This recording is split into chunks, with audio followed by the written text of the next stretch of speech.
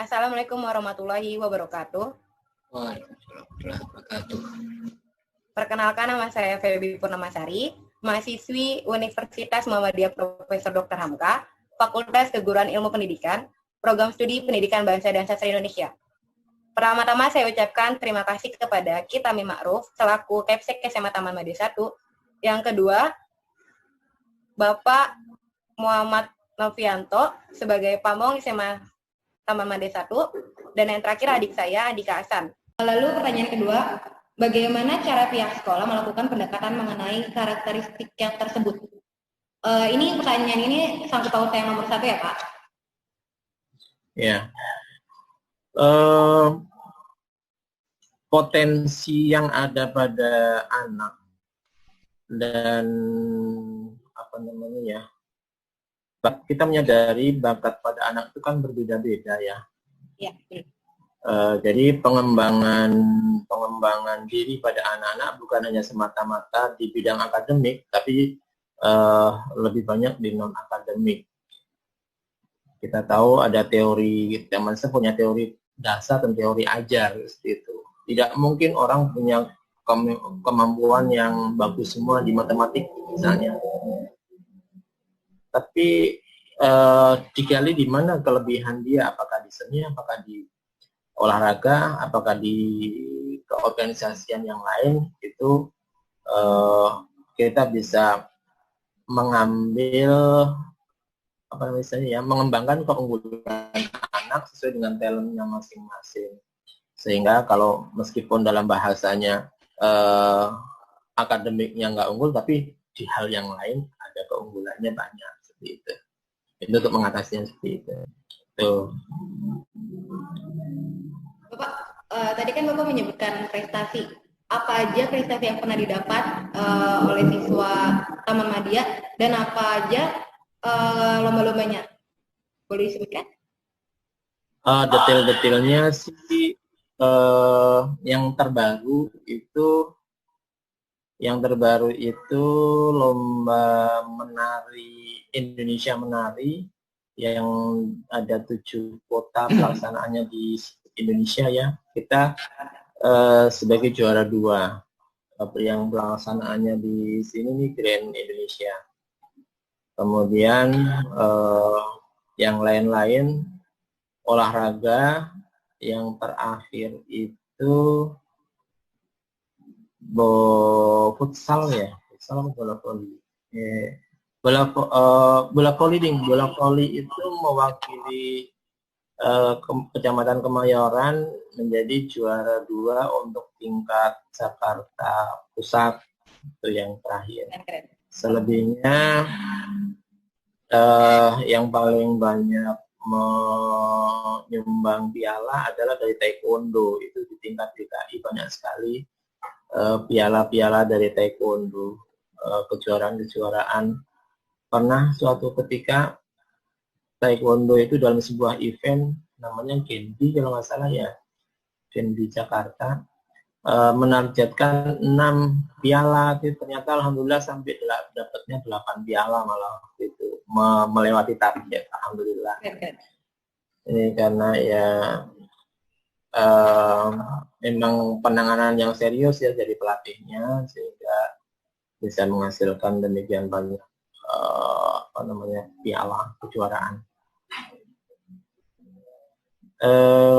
Untuk yang lain-lain nanti bisa nanti kalau perlu data tentang kejuaraan-kejuaraan itu nanti bisa berhubungan dengan Bu Budi ya, wakil bidang itu. Nanti kalau perlu data nanti kita siapkan apa aja sih yang pernah dijuarai oleh Taman Madya. Itu sanksi ringannya apa, Pak? Sanksi ringannya ketika kedapatan pertama kali barangkali cukup diingatkan ya. Tapi kalau tergantung, kadang-kadang tergantung gurunya juga sih. Tapi kalau dalam klausul tata tertib itu pelanggaran sekali, HP ditahan satu minggu di sekolah, disimpan di sekolah 1 minggu, 2 kali 2 minggu, 3 kali sebulan kalau nggak salah. Oh, lumayan lama ya Pak. Untuk sanksi beratnya Pak, seperti kayak ngerokok di dalam sekolah itu, apakah ada? Secara eksplisit tidak diitukan ya.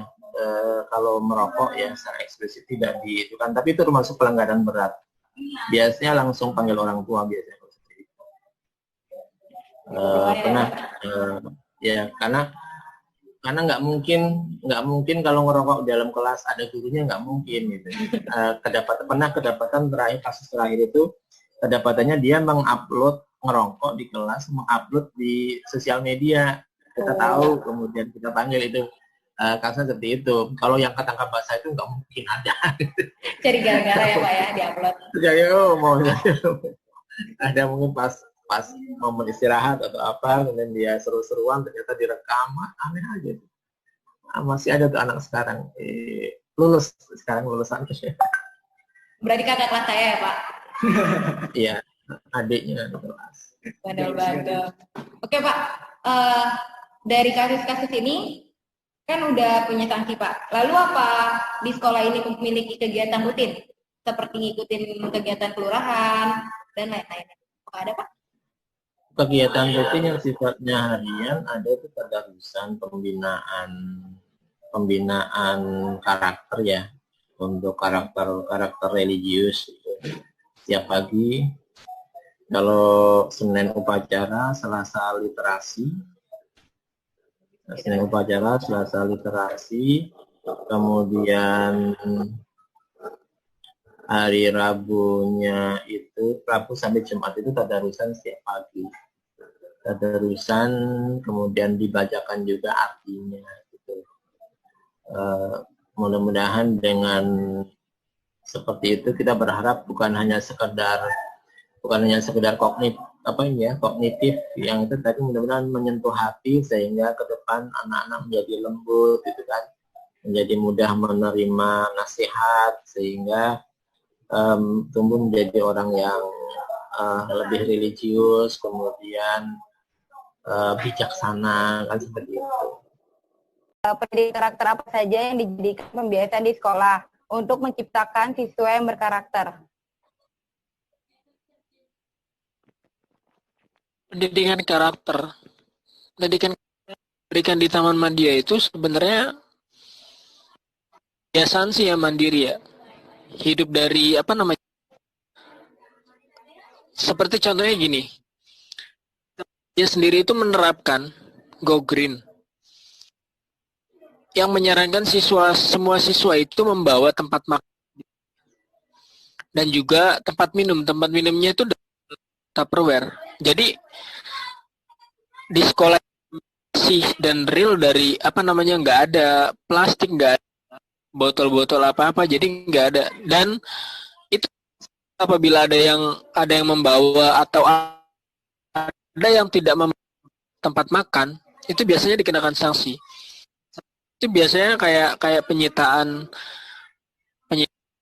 ya, atau pemanggilan. Memang sampai sebesar itu ya, sampai ada 2 atau sampai ke 3 tahap baru itu nanti dipanggilnya. Itu karakternya yang ditanamkan di memang seperti itu.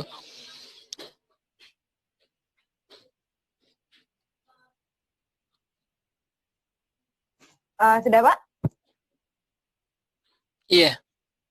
Lalu dalam pembelajaran sebelum pandemi ini, adakah peraturan saat KBM berlangsung?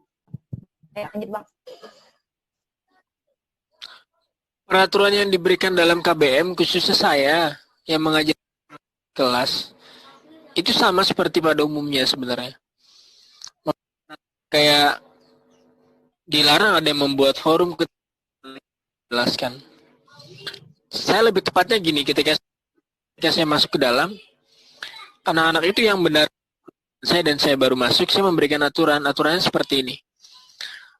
Saya bahasa Indonesia dapat 2 jam, cuman saya hanya minta waktunya 1 jam. Mereka mendengarkan saya, tapi tidak ada yang bicara, tidak ada yang minum, apapun itu, nggak ada yang melakukan aktivitas dalam kelas. 1 jam itu untuk kebebasan mereka nanti. Serah. Asal masih dalam ruang kelas, tidak keluar-keluar.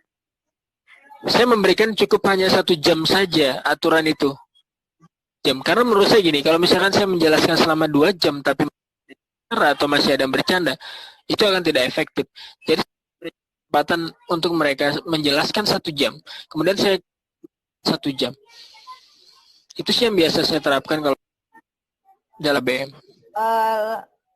Tapi di saat Bapak membuat peraturan itu, adakah yang membantah dari pihak sekolah atau dari pihak murid-murid Bapak juga? Pembantahan peraturan itu?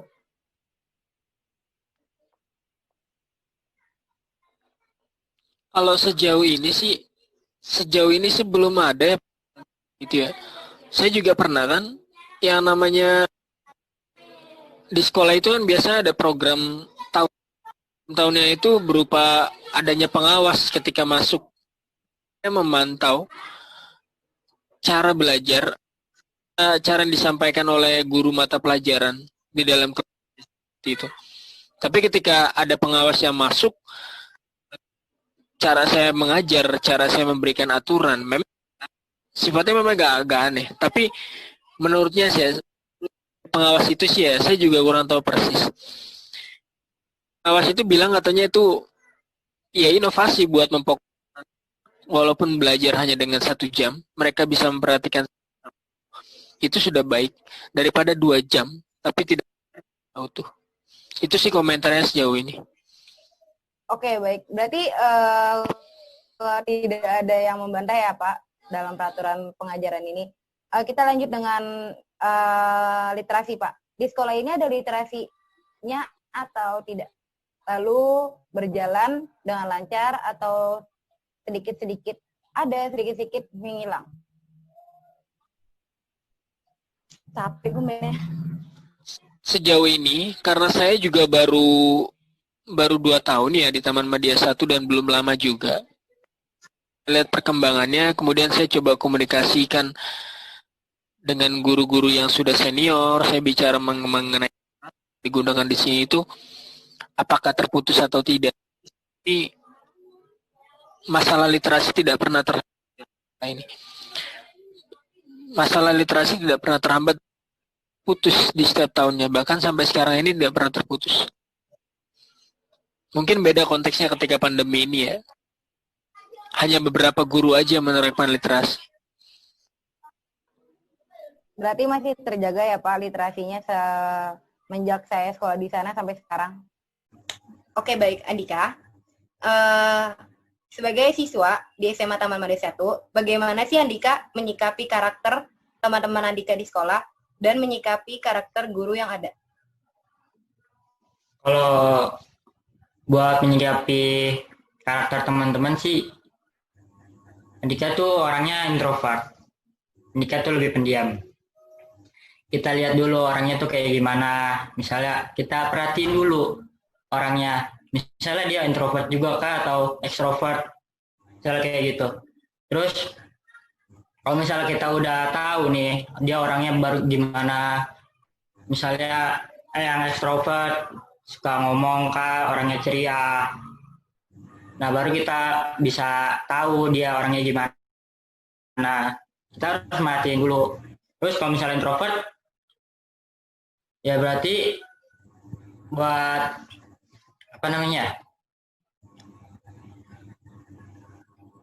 gimana sih ada namanya, untuk memahami karakter dia itu kita harus banyak-banyak sering ngobrol sama dia. Harus diajak interaksi buat kita lebih mengenal dia, untuk dia lebih welcome ke kitanya. Terus namanya juga teman ya kan, pasti ada hal enaknya, ada nggak enaknya pasti ya, tapi mau diapain, kita harus sabarin aja dan terima. Misalnya dia kesal sama ini, kita harus sabar gitu sih kalau buat teman-teman. Terus kalau guru gimana ya, guru sih banyak ya tipenya. Ada yang pemarah, ada yang ceria, ada yang pendiam tapi berkarisma. Mantap. Itu yang mantap sih. Harusnya tuh guru banyak karismanya yang lebih dibesarkan seharusnya. Biar pelajaran yang ditangkap oleh murid-murid itu gampang dan diterima sama murid-murid. Terus apa lagi ya? Bingung. Oke, kita next ya, Dik. Pendapat Andika tentang pendidikan karakter yang ada di sekolah itu gimana sih, Dik? Pendidikannya Pendidikan ya? karakter yang di sekolah. Ya. Menurut Andika udah sangat baik sih ya. Kayak contohnya misalnya itu dari kegiatan-kegiatan yang dilakukan oleh sekolah, misal setiap hari Senin kita melaksanakan upacara bendera, itu kan bisa menanamkan rasa nasionalisme bagi kita. Di situ kan ada literasi juga, literasi buat anak-anak Indonesia, khususnya anak SMA Taman Media 1 itu gemar membaca, ya kan? Terus ada tadarus juga, ini bisa buat meningkatkan religius dia. Terus di SMA Taman Media 1 juga ada program namanya Go Green, yakni program yang dapat mengurangi sampah plastik. Jadi setiap siswa itu diberi tempat makan sehingga tempat makan itu dapat dicuci lagi, tidak hanya sekali pakai. Nah, di situ kan bisa kita lihat kalau di situ ada buat untuk lingkungannya. Terus buat kedisiplinan sih, sama teman Media 1 disiplin sih.